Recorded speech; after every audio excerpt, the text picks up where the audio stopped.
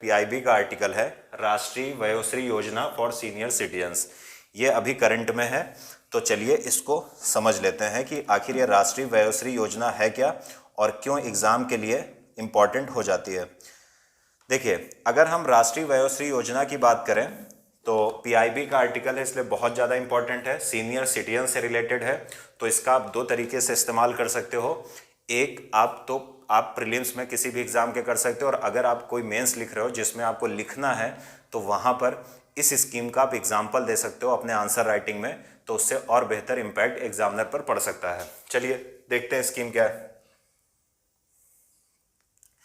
अगर हम राष्ट्रीय वयोश्री योजना की बात करें तो इसको लॉन्च किया गया था 2017 में। कब लॉन्च किया गया था? इसको लॉन्च किया गया था 2017 में।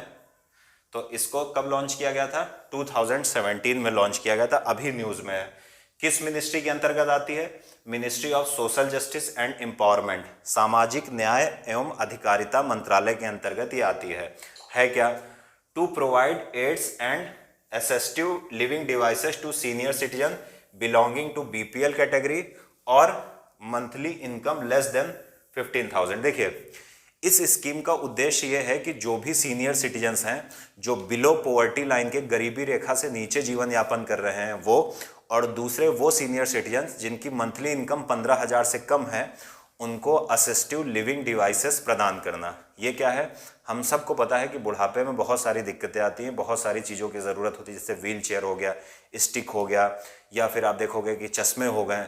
उन सबको इस स्कीम के माध्यम से प्रोवाइड करेगी सरकार। तो क्या है? To provides aids and assistive living devices to senior citizen, BPL category वालों को, और जिनकी मंथली इनकम 15,000 रुपए से कम है उनको सरकार इस प्रकार की असिस्टिव लिविंग डिवाइसेस प्रदान करेगी।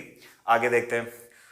Who suffer from age related disabilities such as low vision, hearing impairment, loss of teeth extra. किनको प्रोवाइड किया जाएगा? उन बुजुर्गों को प्रोवाइड नहीं किया जाएगा जो स्वस्थ हैं, उनको ज़रूरत क्या है कि अगर वो फिट है, ऐसे बुजुर्गों को प्रोवाइड किया जाएगा जिनका लो विज़न है, दृष्टि में कुछ समस्याएं हैं, हियरिंग इम्पेयरमेंट, सुनने में कुछ दिक्कतें हैं, उसके बाद दांतों में कोई समस्या और वो खाना नहीं खा पा रहे हैं, और भी बहुत सारी चीज़ें। यानी आप ये समझो, बुढ़ापे से रिलेटेड जितनी समस्याएं होती हैं, अगर उन समस्याओं के समाधान के लिए कोई लिविंग डिवाइस है तो सरकार इस स्कीम के माध्यम से बुजुर्गों को प्रोवाइड कराएगी। कौन कौन सी डिवाइसेस हैं? वॉकिंग स्टिक्स, चलने के लिए वॉकिंग स्टिक आती, वो दी जा सकती है। बहुत सारी डिवाइसेस हैं, हम एग्जाम्पल के तौर पर समझने का प्रयास कर रहे हैं ताकि हमको स्कीम समझ में आ जाए। हियरिंग एड्स, सुनने में सहायता करने वाली जो भी डिवाइसेस हैं वो दी जाएंगी।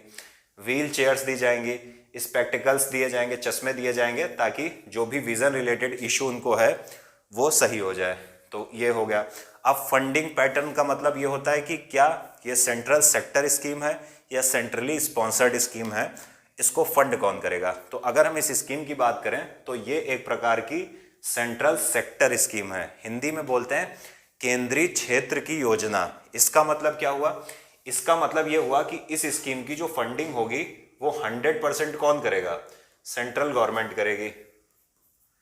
सेंट्रल गवर्नमेंट करेगी इस स्कीम की 100% फंडिंग। अगर यहां पर लिखा होता सेंट्रली स्पॉन्सर्ड स्कीम तो उसका मतलब क्या होता कि केंद्र और राज्य मिलकर इसकी फंडिंग करेंगे, लेकिन इसमें लिखा है सेंट्रल सेक्टर स्कीम। ऐसी स्कीम जिसमें यह लिखा हो सेंट्रल सेक्टर स्कीम, इसका मतलब है उस स्कीम की 100% फंडिंग केंद्र सरकार के द्वारा की जाएगी। ये फंडिंग कहां से की जाएगी? एक भारत में कोष है, उस कोष का नाम है सीनियर सिटीजन्स वेलफेयर फंड। यानी जो भी सीनियर सिटीजन हैं उनके कल्याण के लिए भारत में पहले से फंड मौजूद है। उस फंड के पैसे का इस्तेमाल इस स्कीम को इम्प्लीमेंट करने के लिए किया जाएगा। इम्प्लीमेंटेशन कैसे होगा? इस स्कीम को जमीनी स्तर पर लागू कौन करेगा? इस स्कीम को जमीनी स्तर पर लागू करेगा एलिम्को। एलिम्को मतलब full form artificial limbs manufacturing corporation. इसको याद रखने की जरूरत है, एलिम्को याद रखिए। यह है क्या? ये एक प्रकार की पीएसयू है, ministry of social justice and empowerment के अंतर्गत, यानी सामाजिक न्याय और अधिकारिता मंत्रालय के अंतर्गत ये एक प्रकार की पीएसयू है, या आप ऐसे समझ सकते हो सरकारी कंपनी है जिसको पीएसयू का फुल फॉर्म होता है पब्लिक सेक्टर अंडरटेकिंग, सार्वजनिक उपक्रम। तो ये एक प्रकार की एक कंपनी है इस मिनिस्ट्री के अंतर्गत। ये क्या कर सकती है कि आर्टिफिशियल जो भी इस प्रकार के जो भी चीज़ें बनती हैं, चाहे वो डिवाइस हो, कान वाली हो, उन सब का निर्माण एलिम्को के द्वारा किया जाता है।